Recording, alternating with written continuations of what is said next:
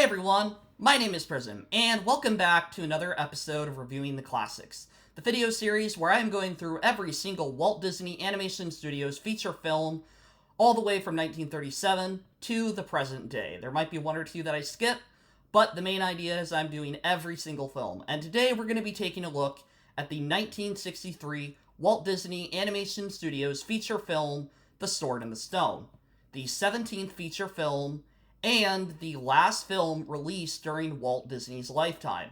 Now, yes, it is common information that The Jungle Book was the last film with Walt Disney's personal touch, but that film wasn't actually finished until he passed away.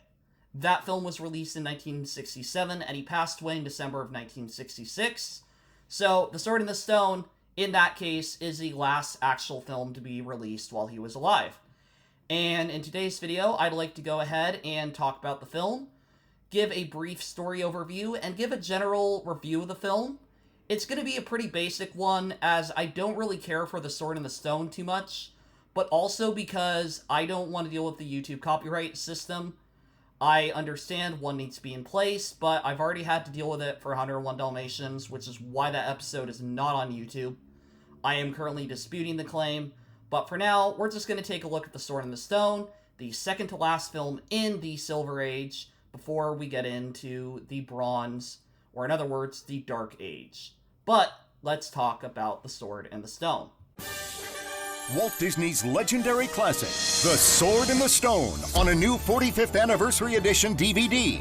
The timeless story of King Arthur. A sword. And his wizard Merlin. You'll become a great legend.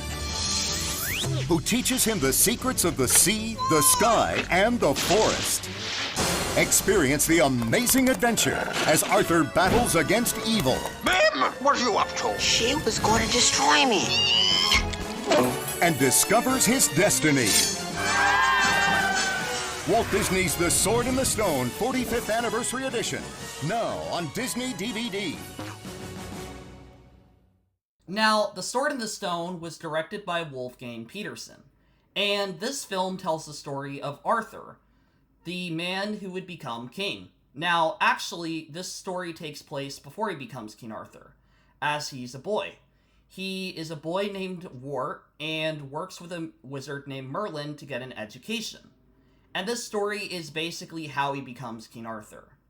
Now, this premise should be a really fun idea. This should be kind of an action film, you know, some grand story, maybe a flashback or two with his father or something, and then the climactic, he obtains the Sword and the Stone. But this film isn't that. The Sword and the Stone is probably the most boring way to build up the legend of King Arthur. The story of the Sword and the Stone actually goes like this. Wart is a squire who is working to become the servant to Kay. He is basically working to become a servant and is an adopted child by his father. Now, he, in order to do this, has to, prove his worth, do his chores, but along the way he meets a wizard named Merlin when he goes in the forest one day to grab an arrow for Kay. Merlin is a wizard who can travel from the past to the future and basically tries to teach him about something more important than medieval knights and swords. He wants to give Arthur an actual education, something that he can use to actually have a better career than just being a knight. Now, of course, hijinks ensue, and eventually we get the moment where he becomes King Arthur, but as I said, this film does not make that journey flattering. I should say that this is the second animated feature film with xerography, and where I think 101 Dalmatians actually was really good for that technique, as it was the only way that film could have been made on such a cheap budget, but also because it fits the style of kind of London and this, more down-to-earth story. The Sword and the Stone's animation, while mostly beautiful and fine, it honestly is pretty bad. There's a few moments in this film where it looks choppy, and that's probably because it is. I'm not saying xerography is a technique that is used to, make animation look like garbage, but I could definitely see, at least in one shot where Archimedes, that's Merlin's assistant, it looked like there were a few frames missing or something was going on there. Now, I don't want to just talk about the animation of this film, because really, there's going to be films in here that I really like that don't have great animation. But the script also really doesn't work. People call this film episodic, and an episodic film can work.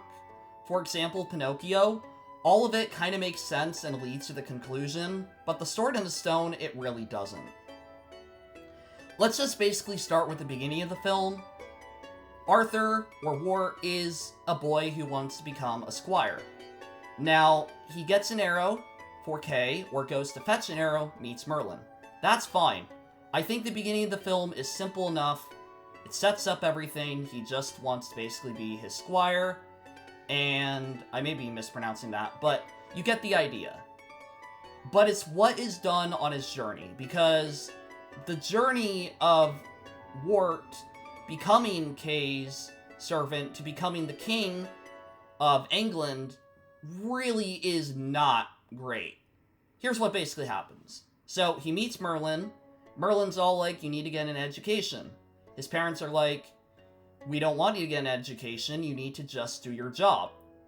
Merlin, of course, has to kind of prove that he's magical, and there's some, debates and stuff going on with that between the father and Merlin. Definitely this dynamic of, oh, Merlin shouldn't be trying to teach Arthur when it's, Wart's father's kid, but that's fine, that's just generic, that's whatever. But what I really have an issue with is that it just becomes, oh, well, we're gonna have Wart learn about an education. And we get really bad songs like To and Fro and Education. I don't even remember the names of these, but they're just really lame. To be fair, they aren't offensive and they aren't like the worst thing ever, but when you talk about a King Arthur prequel, I don't expect it to be one of the most boring films of the Disney canon. I'm sorry, I said it, but I really don't. I don't know what happened with this film. Apparently, they really wanted to put more story into it, which is why there's even the entire Wizard's Duel near the end, or more action. But we'll get to that in a minute. Because the whole film, basically, it's just about Arthur learning to get an education. And there's fun moments where him and Merlin are, changing into animals, and they outrun a shark, and there's a wolf, and they, turn into squirrels, and they're trying to, not get basically predestined to, these female squirrels, and, oh, haha, the squirrels really like them. But this doesn't make any sense in building up a character. Wart does not change for the entire film, and really Merlin doesn't either. Like, the whole film is just kind of these random set pieces. And then we get to moments like the Wizard's Duel, where, Wart, actually I'm just gonna call him Arthur for now. Arthur's basically just like, okay, Archimedes is gonna teach me. Cool. He learns how to fly as a bird because he's always wanted to be a bird. And he flies into Madame Mim's house, trying to outrun a hawk. And Madame Mim is not a great character. I should be clear, she's a fun character, but you could cut her out of the movie, and I don't think anyone would care. Now, what I mean by that is I don't think anything would change. Nothing is learned from this. Nothing is done with this. It's very much one of those scenes that feels like it was made for the animators to really have fun with animation, and they never went back and tried to give it a reason to exist in the film. It just doesn't matter. Like, it's a cool scene. Okay, Merlin and Madame Mim. One wizard that's trying to use lighter magic and, being the good wizard, and another wizard that wants to kill things and use dark magic. That's a fun premise. But it doesn't matter. It does not matter at all. It doesn't add to the story. It doesn't really take from the story. It just wastes runtime. And I guess you could say that takes from the story because they could use it for better things, but even after this, the film's still really poor because, you know, Arthur gets to go back to his home. He gets to go to London after all. You know, he forgets Kay's sword. He goes to grab the sword and the stone. Everyone's like, oh, we don't think you're the king. So, you know, they prove it that he's the king. And then the film's just kind of like, crap, I don't want to be king. This is hard, you know? Which, in a way, I'm like, that's kind of ungrateful. But at the same time, I can understand. But then the film just kind of ends. There's also the conflict of Merlin being upset with him when Arthur does actually get to be Kay's squire, which is what he's been working for the whole film, because Merlin's disappointed. He wants, you know, he's caring about being a knight or whatever, when the whole film it's been about Merlin giving him an education. And I'm sorry, but care about what the child wants, not what you want. Like, but he's also just kind of a jerk. Because, like, he's like, okay, you got the squire position. Well, I thought I taught you that's not really important. And then Arthur's like, man, I wish Merlin were here. He comes back, says Bermuda's bad, and then we kind of go to the end of the film. It's just really boring.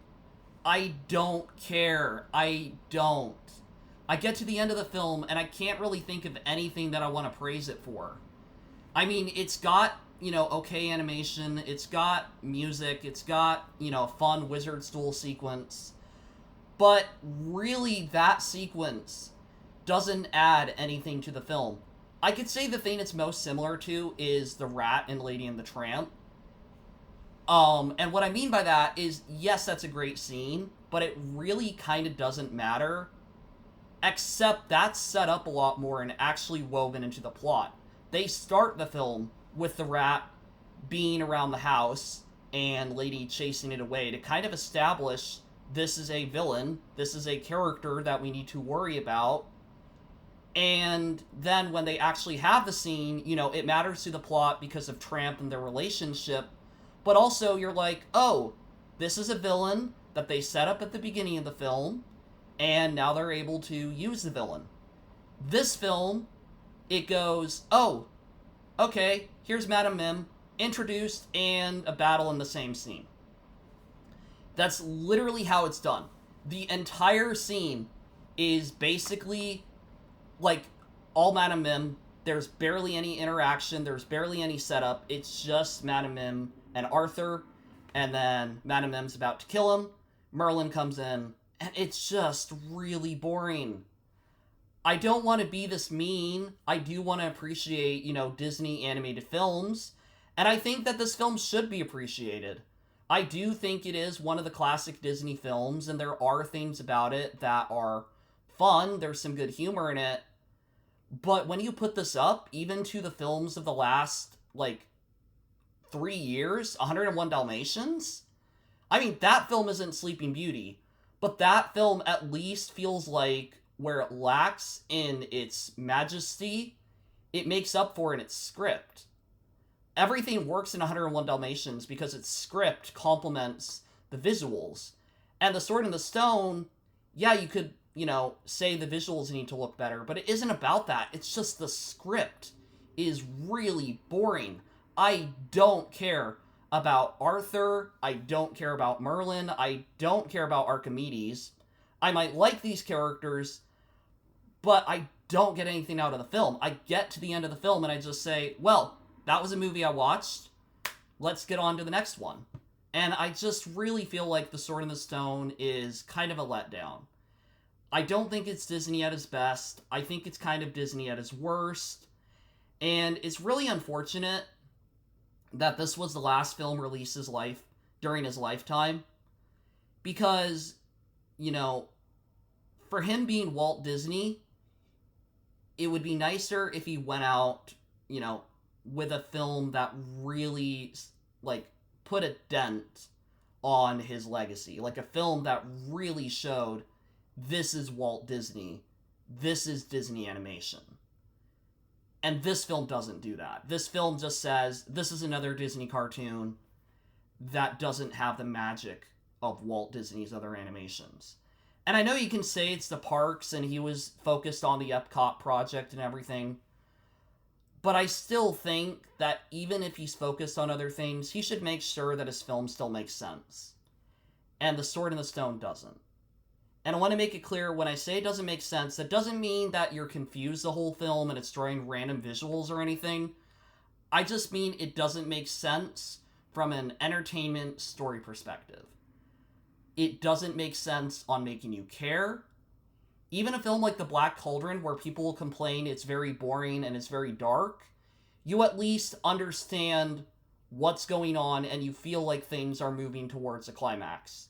This film has so many tonal shifts and so many different scenes that by the time you get to the climax, you don't care. The Wizard's Duel is the best scene, but the Wizard's Duel isn't the Prince versus Dragon duel. There's no setup, there's no payoff, it's just a scene in a film. And for that, I'm honestly going to give The Sword in the Stone, I think, probably a 3 out of 10. I don't think The Sword in the Stone is the worst Walt Disney animated feature.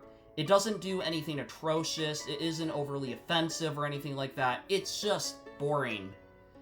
It isn't a feature I'd really choose to watch over another Disney film. It's one of those features that, yeah, if you haven't seen it, go ahead and watch it, but if you haven't seen it, who cares? It's like the package features. It doesn't really do anything to move forward the legacy of Disney, and it doesn't do anything to prove that it needs to stay in the culture. That's my opinion on The Sword in the Stone. I hope you guys enjoyed this video. Thank you all for watching. I hope you have a great day, and goodbye for now.